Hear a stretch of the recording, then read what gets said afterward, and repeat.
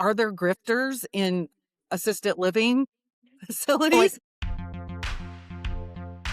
We are here today helping Gen Xers navigate their aging parent senior years. I'm real estate broker Allison Newlon with Platinum Properties of Florida in the greater Tampa area. I am here with Julie Cook with Generation Transitions and Nikki Flynn with Elite Preparation Services. And today we're talking about romance. It makes me want to say Romancing the Stone because that was a movie from the wasn't it a movie from the Gen Xer mm, times? I don't even I know. think so. But it makes me want to say that. But last week we were talking about helping our aging parents avoid scams. And we stopped at the end because we have like a whole category about romance scams and how to protect our aging parents and their assets. Honestly, I do not have any experience with this one at all because if my mom started dating after my dad passed away, I was not aware of it. I was telling Nikki about that. And it doesn't even have to be dating, it's fake dating, it's like scamming stuff. So,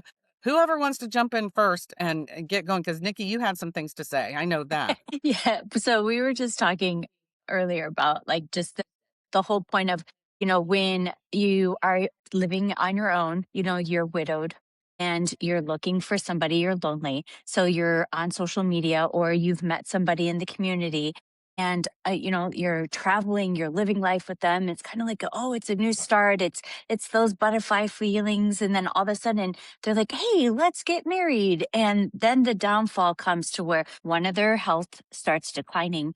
Well, they're coming with baggage. They've already been married before, they already have families. So if something were to happen to one of them, and they already have their finances, their estate already established, and now they get married. Now it's going to be the children of that said person is going to try to be staking claim on their assets. Like, oh, well, you married my dad, so half of yours is mine. And it's like, no, no, no, no, no. So it's just, trying to be aware of letting the parents know, like, yes, we're happy you're moving on. We're happy that you're living your life and you found somebody, but you need to be strategic with putting things in place to protect yourself because you want to take care of your family, not somebody else's. Your family should always come first. So there's a lot of provisions and clauses that can be put into trust documents that if one passes away, prenuptial agreements need to be drafted in order for somebody to remarry, or just putting the assets into the kids' names. But just jumping into a relationship because they're lonely is something that they tend to do. And that's the unfortunate part because they are lonely. They had a Right. life partner for so many years and they lost them. And now it's just them sitting at home looking at the four walls. They're trying not to bother their children. They're trying to live their life, but they can only do so much. Well, yeah, I mean, you can do that without getting remarried. Hello. I don't know why you would want to I don't know. I mean, I'm not sure why you would want to get remarried in many cases. Like, you could still be happy and not be remarried, is what I'm saying. Sometimes, that Mhm. messes it up. But also, sometimes, and you would know about this, benefits that people receive, like military benefits that maybe a spouse of a veteran might have been receiving. If they get married, they might lose the benefits that they were receiving. Doesn't that happen sometimes? Like, Yes. I'm sure they would be smart enough not to lose those benefits and Right. get Well, remarried. it's usually the other way around. They're wanting to pass those benefits down to this person that they're with because they know that they want to be able to take care of them when they're no longer here. So they're like, oh, but, I want her to receive my benefits. And, after age 70, as long as you've been married for over a year, you can claim those benefits. So it's a little bit different than when you're trying to claim somebody's social security benefits. You have to be with them for 10 years to be able to claim those. When you are over the age of 70, not 10 years. Hmm. It's just, depending on what their motive is and their goal is, that's what they're trying to do. So that's not necessarily like a scam, but it's something Mm. somebody should be on the lookout for in terms of combining assets legally. Mhm. And if you don't do it right with paperwork, is that what I'm Well, hearing?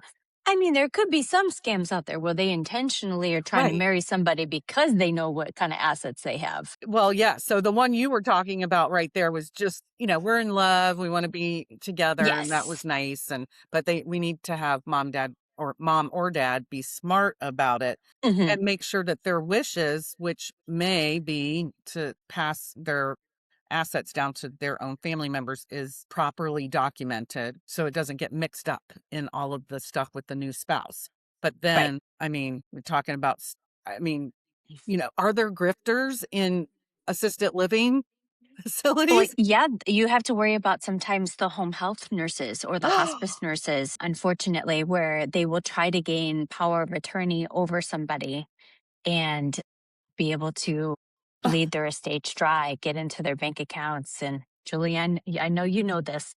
Tell me more. I mean, I She's was kind true. of half joking about grifters in the, Yeah. facilities, but oh my goodness. Okay, tell me It's more. legitimate. Sadly, I've seen situations where we'll say staff, I don't want to throw anybody under the bus, but there's staff at a community, there's staff that comes in, home health therapy, things like that, and they have access to these seniors. Again, may not be from a romantic angle, but they've developed a friendship, they've developed trust, and now suddenly they're, like Nikki said, they're wanting to make them power of attorney, let them have full rule of everything.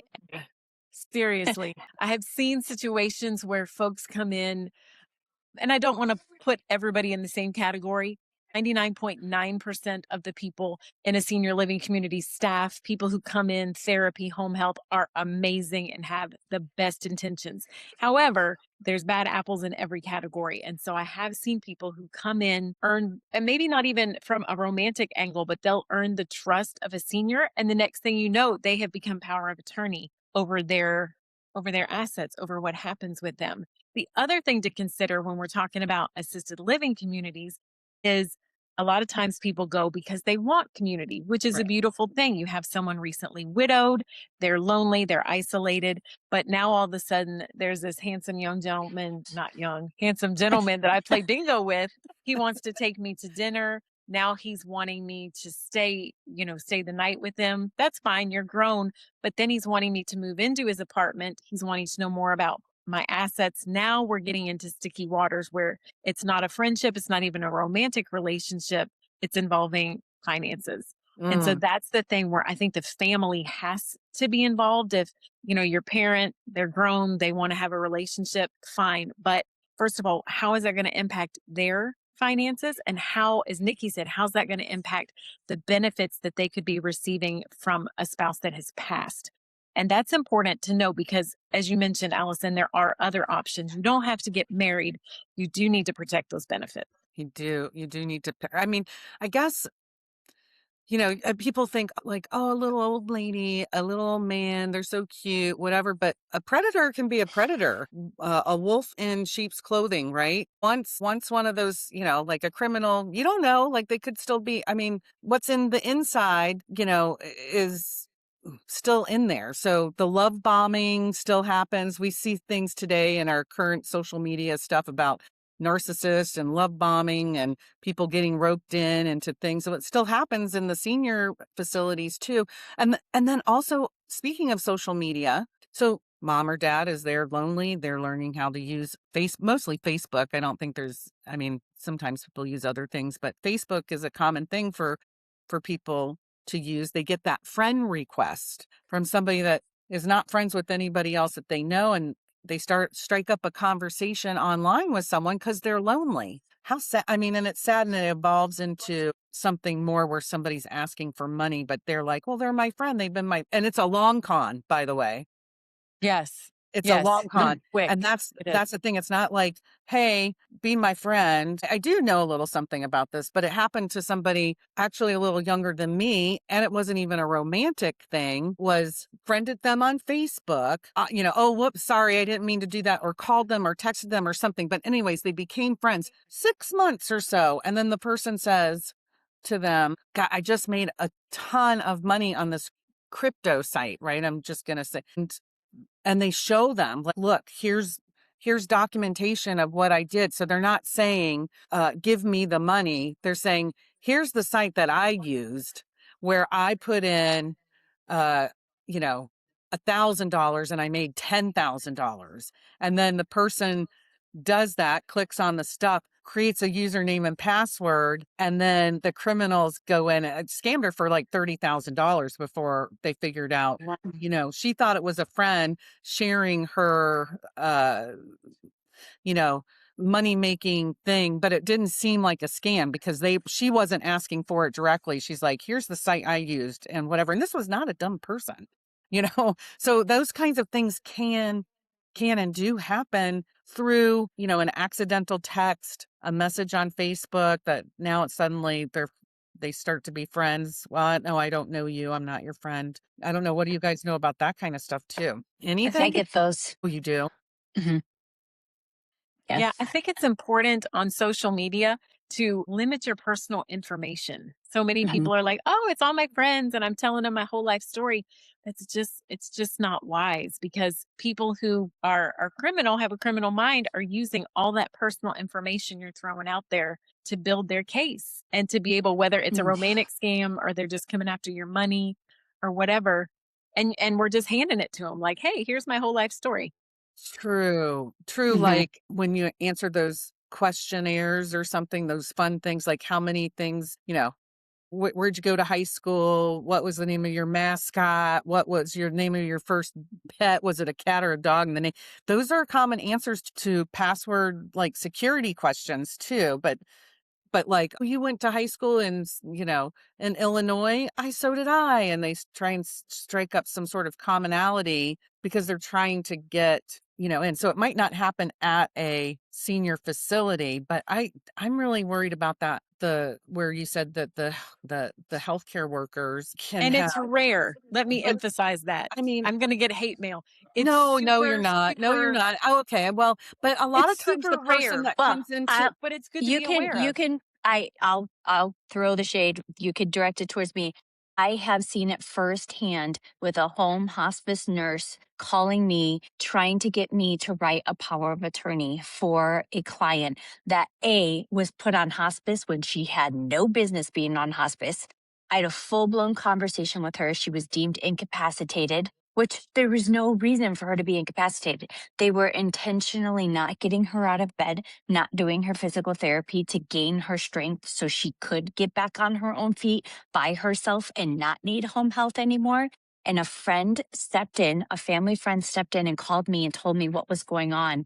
And I was so upset. Called protective services, filed a report.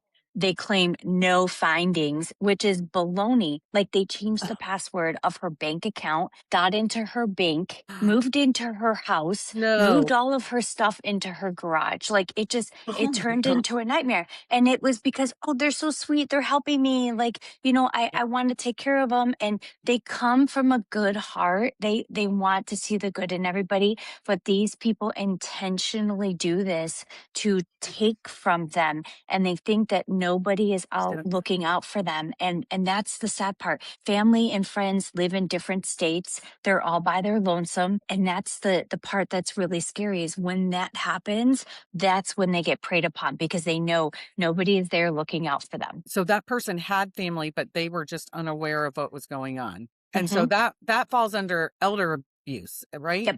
100%. Was And I that think that's where it's huge, and it sounds dumb to educate your parents, but because, as we've said before, our parents didn't grow up with technology, Facebook Mhm. and all that stuff was not. And so they're used to the neighbor. I know the neighbor. I've known him we've lived beside each other for 20 years. Facebook is a whole different animal. Mm. You don't know those people. They're putting up pictures. We don't know that those are real pictures. And fake? so they have Yeah. to be educated because a lot of them have such a good heart and they see somebody who's young and present themselves as struggling and they want to be able to help, and they have to be taught to be savvy enough to just guard themselves, still have that good heart and giving heart, but find a way to do that correctly so you don't get taken advantage of. What can we do? I mean, what can we do to, besides having conversations with our parents about this? Is there anything that can be recommended? Should we Just be making sure that you're doing those check-ins. Like you need to be knowing what's going on in that household. You need to pay attention to that. And if you have the documents in place, then you should have every right to be able to look and monitor their checking account. You right? need to be able to pay attention to that to make sure that there's nothing going in and out that looks suspicious. But that it starts with knowing what's going on in that house. And there have been times where I've told my clients, put a camera in the house. I mean, don't put it in their bedroom because, that's kind of weird, but put a camera in their house so that way you know who's coming and going at the door. So you put a Ring doorbell, and then put one inside the house so that way you know if there's random people coming over. I had one who had dementia who would always invite anybody who came to her door to her house, inside of her house. She lived by herself. She was widowed. She had dementia. It was horrible.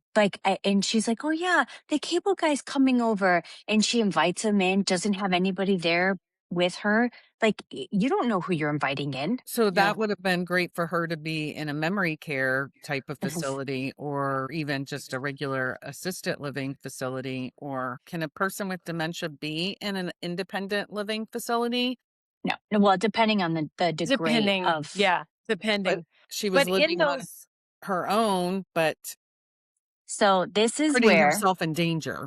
and Mhm. this is the tricky situation, okay? When they have documents in place, because they did, and God rest her soul, she just passed away yesterday, and I love her with all my heart. Oh Mm. my And goodness. I got the call today. I was like, I already had my 3 for the year.